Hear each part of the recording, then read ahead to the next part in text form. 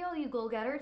Welcome back to another episode of The Mental Perspective. My name is Jenna Weinstein, your sport and performance psychology coach and owner of Ripple Effect Performance. How many of you have heard of imposter syndrome before? Even more importantly, how many of you have struggled or are struggling with imposter syndrome? Personally, I've struggled with imposter syndrome for a good amount of my adult life, and it's not until recently, the last couple of years, that I've finally put strategies into place to help me overcome this challenge. And I'm going to share those strategies and my journey with you all today. So let's get after it.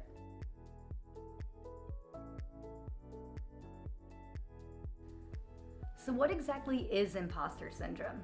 Imposter syndrome is actually a flaw in our thinking where we don't believe that we're deserving or worthy of success, and we tend to undercut our values or the value that we bring to situations. And ironically, imposter syndrome is more common in people who tend to be higher achievers. And I know when I first heard of imposter syndrome, I didn't think that was possible. How could someone who's such a high achiever and successful doubt themselves? Or how could someone who's accomplished a lot in their lives not believe in their skills, talents, and abilities? And the more I thought about it, the more I realized I struggle with imposter syndrome. Whenever I'm in situations and people are asking me about myself, I always downplayed my accomplishments.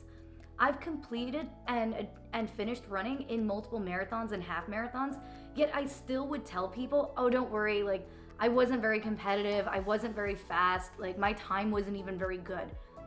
I completed marathons more than one time, and all I could focus on was how I wasn't the fastest person out there or how my times weren't very competitive. I didn't shine any light on the fact that I accomplished a physical feat that not many people actually do. And then I would also undercut all of my professional and personal accomplishments. When the time came for me to start my own company, Ripple Effect Performance, I doubted myself for so long. I didn't think that I was worthy of starting my own company. I didn't think that I could actually do it, even though all the evidence was arguing against me. I have more than 10 years of experience in the field of sport and performance psychology. I've coached and consulted with the military, elite level athletes, and more, yet I still didn't believe that I was capable to run and operate my own company and help other people. I was so wrong, but it was because I had the belief that I wasn't deserving or worthy of success.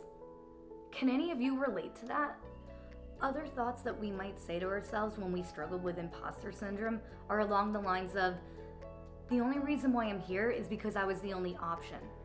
Or, I'm not fit to be here. People are gonna realize that really soon about me. Or we might compare ourselves to others and say, everybody else here is so much better and so much more talented than I am. I don't even understand why I'm here. Or we might even start doubting ourselves in the moment and saying, there's no way I can handle this task or this job that they're giving me. I don't know why they picked me. So you see the pattern in the thinking that we have when we struggle with imposter syndrome. A lot of our thoughts are filled with doubt, second guessing, and again, a lot of low confidence in ourselves. So what's the issue with having imposter syndrome if people who struggle with imposter syndrome tend to be high achieving anyway? Well, imagine how much more you would be able to achieve if you didn't have these thoughts of doubt and if you weren't second guessing yourself. And believe it or not, a lot of people who struggle with imposter syndrome also deal with really bad anxiety because they're always second guessing themselves and they never feel confident in a situation, even though they might have the skills to help them get through those situations. And another thing that's bad about imposter syndrome is we're holding ourselves back. The only person that's stopping us from accomplishing our goals or being successful is ourselves.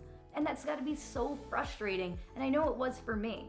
And it wasn't until I finally realized that I was the obstacle that was getting in my own way that I decided to take action and employ 3 different strategies to help me get over this imposter syndrome and finally become more successful.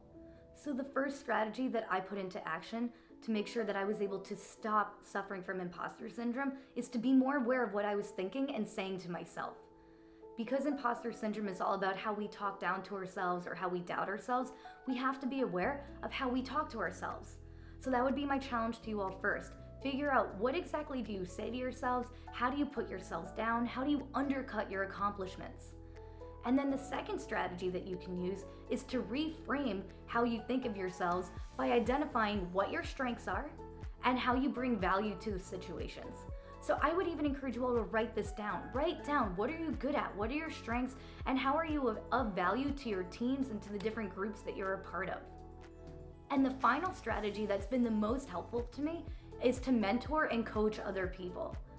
Believe it or not, this has been the most helpful and impactful strategy for me, because when you start helping other people and mentoring others, you start to realize how much you actually know and how skilled you are, and you get to see the journey that you've gone through. You see how far you've progressed in your life, and now you're imparting your wisdom and experience to others.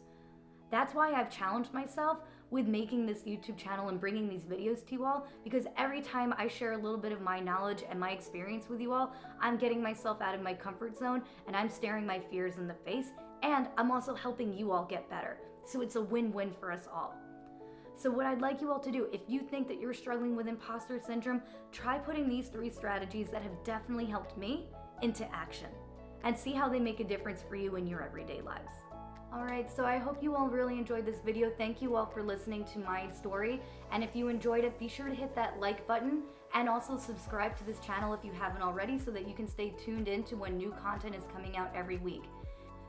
And you can also reach out to me through social media or my website, startyourrippleeffect.com, if you're interested in working one-on-one to improve your performance in your sport, in your life, or your business.